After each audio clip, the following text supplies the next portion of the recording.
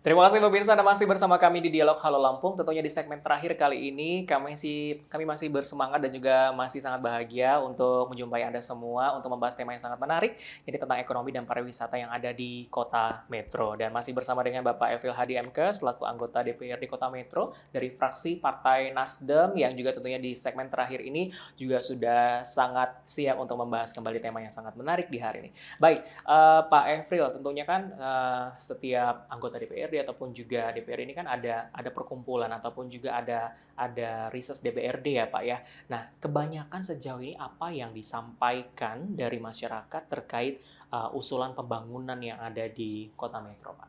Ya, jadi salah satu yang melekat di semua anggota DPRD ya termasuk reses gitu kan. Kalau untuk Kota Metro kita melakukan reses itu sebanyak 3 kali dalam 1 tahun. Ya. Dan alhamdulillah minggu kemarin saya sudah melakukan reses. Ya. Ya, jadi apa yang kira-kira muncul dari masyarakat terkait dengan aspirasi dan lain yang disampaikan kepada kita selaku anggota DPRD Kota Metro. Ya sebetulnya berbagai macam masalah gitu kan. Tetapi saya bisa melihat kira-kira yang mendominasi itu ya salah satunya di bidang infrastruktur tadi, gitu kan. Itu yang pertama. Terus yang kedua di bidang sosial kemasyarakatan. Ini yang paling muncul di bidang kesehatan. Nah, kebetulan saya di Komisi 2 salah satu mitra kerja kita adalah Dinas Kesehatan dan Rumah Sakit. Jadi ya pas kalau untuk di bidang kesehatan. Nah, ini banyak yang disampaikan oleh masyarakat, ya salah satunya infrastruktur jalan, gitu kan, drainase, ya apalagi kalau di daerah Metro Utara itu ya salah satunya aktivitas masyarakatnya pertanian, gitu kan. Nah, mereka juga mengharapkan saluran irigasi pertanian juga harus diperbaiki dengan baik, gitu kan. Jadi yang muncul-muncul apa yang disampaikan masyarakat yang itu menjadi bahan kita untuk kita perjuangkan, ya salah satunya dominasinya ada 3 poin itu tadi, gitu kan. Ya tentunya itu semua ya kita catat dan nanti akan kita bahas bersama-sama dengan pemerintah daerah pada saat kita melakukan rapat-rapat dengan pemerintah daerah atau kita menyusun anggaran dengan pemerintah daerah. Gitu kan. Jadi ya 3 itu, Mas Imron. Ya kalau menurut catatan saya, ya, sesuai dengan konstituen yang ada di dari masyarakat. Infrastruktur, dari kesehatan, dan juga tentunya tadi terakhir dari segi pertanian ya Pak ya, yang bahwa juga pertanian menjadi salah satu lumbung utama untuk meningkatkan pendapatan daerah juga ya Pak ya, untuk juga mesejahterakan para petani yang ada di Kota Metro. Nah, tapi sejauh ini persentase yang sudah dilakukan oleh DPRD di Kota Metro selama kinerjanya selama ini terkait seluruh infrastruktur yang ada di Kota Metro, kalau misalnya kita hitung secara persentase, sudah berapa puluh persentase yang berjalan sesuai dengan harapan, berjalan sesuai dengan program yang dicanangkan, Pak? Iya, kalau kita lihat dari persentase keberhasilan apa yang diusulkan masyarakat yang disampaikan melalui kita selaku anggota DPRD Kota Metro, ya tentunya kita bisa melihat ya ada beberapa aspirasi kita yaitu memang diakomodir dengan pemerintah daerah, gitu kan. Tapi kalau secara kalkulasi persentasenya ya mungkin kita tidak bisa melihat secara detail ya persentasenya berapa. Betul. Karena kan setiap anggota dewan, setiap daerah pemilihan dia mempunyai konstituen sendiri, punya wilayah sendiri-sendiri. Nah, seperti saya selaku anggota DPRD Kota Metro di Komisi 2, saya dapil di Metro Utara dan kebetulan saya baru 1 periode menjabat. Jadi pada saat saya dilantik di bulan Agustus, ya tentunya ada beberapa usulan dari masyarakat yang sudah saya perjuangkan, terutama yang banyak muncul itu di bidang kesehatan kalau saya. Jadi ada beberapa masyarakat yang dia mempunyai kesulitan untuk berobat, gitu kan, ke rumah sakit, atau dia tidak punya jaminan kesehatan seperti BPJS dan lain. Itu ya kita advokasi kepada pemerintah daerah untuk bisa kita masukkan. Kalau infrastruktur, ya kita ngelihat karena kita baru masuk full anggaran tahun 2025, mungkin kita bisa mengukur pada saat akhir anggaran tahun 2025, gitu kan. Tetapi sekarang kita sudah melakukan pembahasan dengan pemerintah Kota Metro, ya tentunya aspirasi masyarakat yang kita jaring melalui reses itu ya sudah kita sampaikan kepada pemerintah Kota Metro, itu bagian dari aspirasi kita, gitu kan.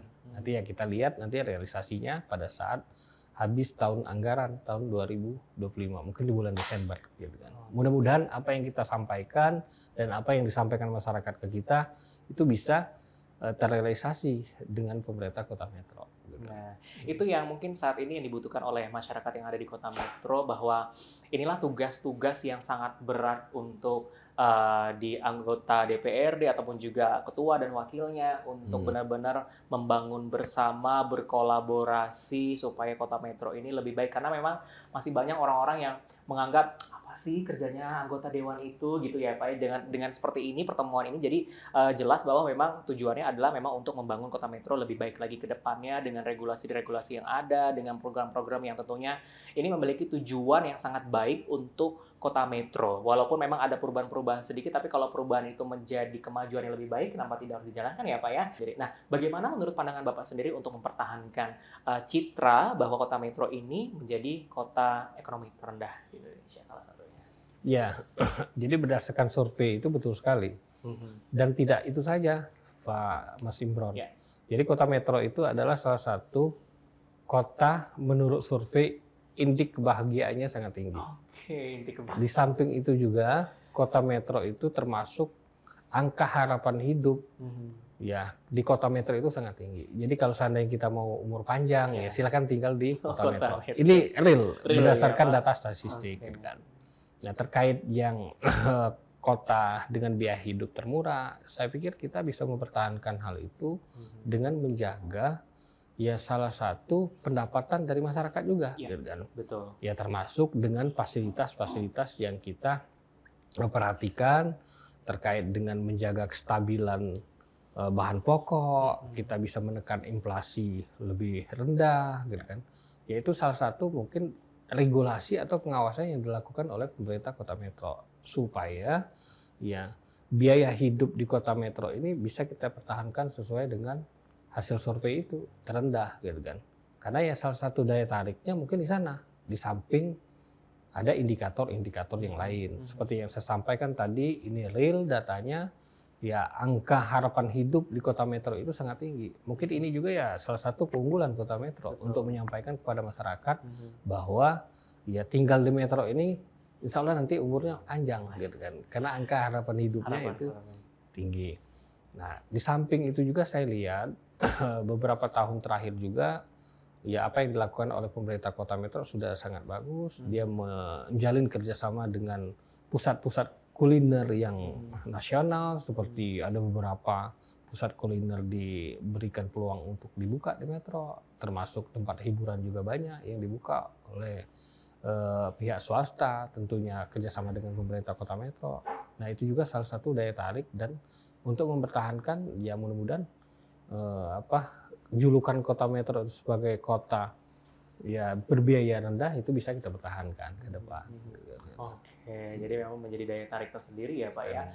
Apalagi kalau misalnya memang untuk meningkatkan pendatang baru ke Kota Metro memang tidak jauh-jauh dari wisata dan juga pendidikan.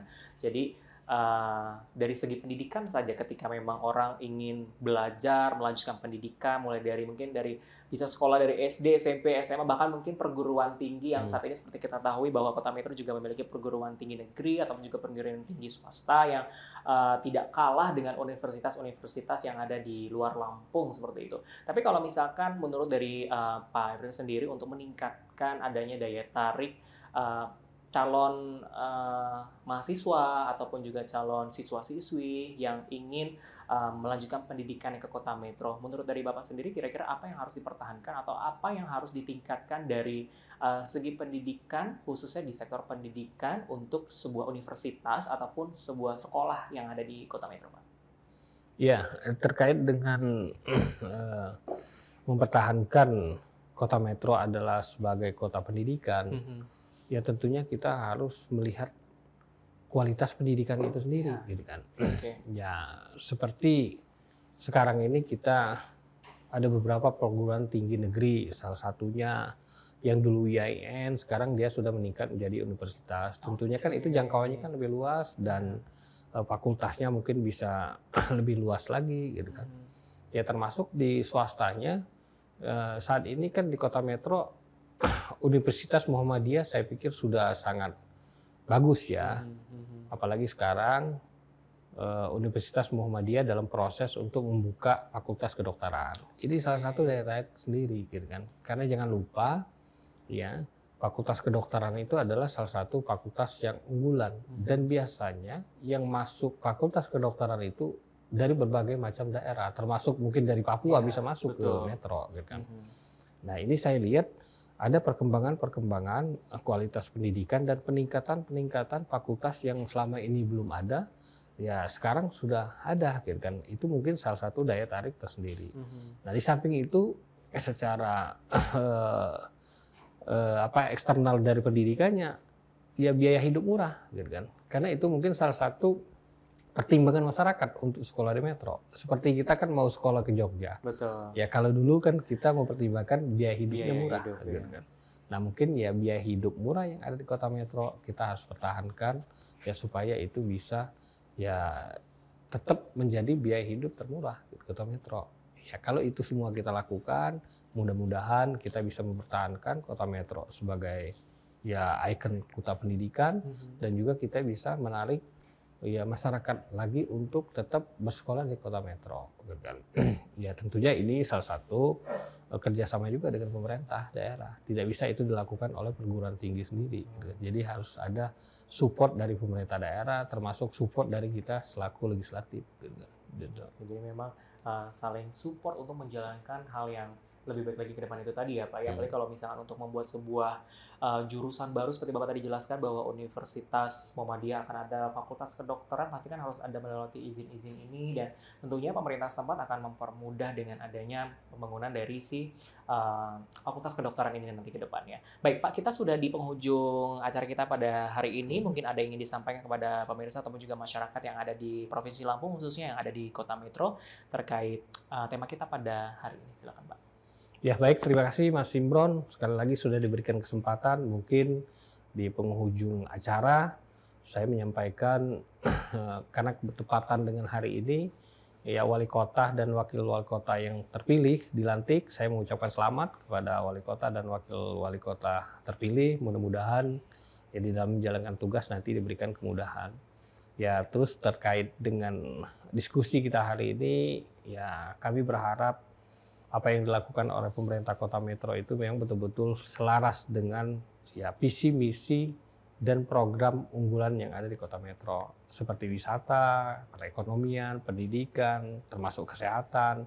Ya mudah-mudahan nanti betul-betul program yang diluncurkan atau program yang dibuat oleh pemerintah Kota Metro itu betul-betul sesuai dengan kemauan atau aspirasi dari masyarakat Kota Metro. Terutama di bidang wisata kita harus menjaga dan bahkan kita harus membuat ikon baru, ya wisata apa yang kira-kira harus kita buat supaya itu menjadi daya tarik. Termasuk pendidikan, kita juga harus meningkatkan kualitas pendidikan supaya itu juga menjadi daya tarik dari masyarakat untuk menyekolahkan anaknya di Kota Metro. Di samping bidang-bidang lain, termasuk infrastruktur, kita harus perbaiki secara bersama-sama, tentunya sesuai dengan ya kemampuan APBD Kota Metro. Jadi ya mari kita secara bersama-sama yang membangun Kota Metro supaya Kota Metro tetap kita bisa pertahankan kota yang biaya hidup termurah, kota harapan hidupnya tinggi, dan kota angka kebahagiaannya tinggi. Begitu Mas Imron. Oke, terima kasih sekali Pak April Hadi MK sudah tentunya berkenan untuk dapat berbincang-bincang pada hari ini tentunya, dan tentunya juga sangat terhormat sekali kita bisa berjumpa Pak dan bisa ngobrol-ngobrol, datang langsung ke Kota Metro, kota pendidikan, kota yang tentunya juga menjadi kota yang sangat baik, menjadi percontohan pendidikan bagi kabupaten kota yang ada di Provinsi Lampung khususnya atau juga yang ada di luar Lampung. Dan tentunya usai sudah perjumpaan kita pada hari ini, pemirsa, tentunya bagi Anda mungkin yang menyaksikan tayangan ini yang bukan masyarakat Kota Metro ataupun yang ada di luar, penasaran ataupun juga yang belum pernah ke Kota Metro, coba deh berkunjung ke Kota Metro karena di sini juga banyak kulinernya, tempat wisatanya juga ada. Bahkan kalau misalkan yang ingin melanjutkan sebuah pendidikan perguruan tinggi, saat ini sudah ada universitas yang tentunya sangat berkualitas, tidak kalah dengan universitas-universitas yang ada di Bandar Lampung ataupun juga universitas yang ada di luar provinsi. Jadi tentunya pilihan yang paling tepat kalau ingin hidup bahagia seperti Pak Efri tadi bilang, dengan kehidupan tingkat yang sangat tinggi, yang dengan bahagia itu tadi, bahkan juga biaya hidup terendah di Indonesia, jadi memang harus tinggal di Kota Metro tentunya ya, biar kehidupannya juga panjang dan selalu bahagia ya, hidupnya hanya di Kota Metro. Dan akhirnya saya Imran Marasaura serta yang bertugas pada hari ini mengucapkan terima kasih atas perhatian Anda. Selamat sore dan sampai jumpa. Radar Lampung TV, mantap nihan. Wassalamualaikum warahmatullahi wabarakatuh. Waalaikumsalam warahmatullahi wabarakatuh.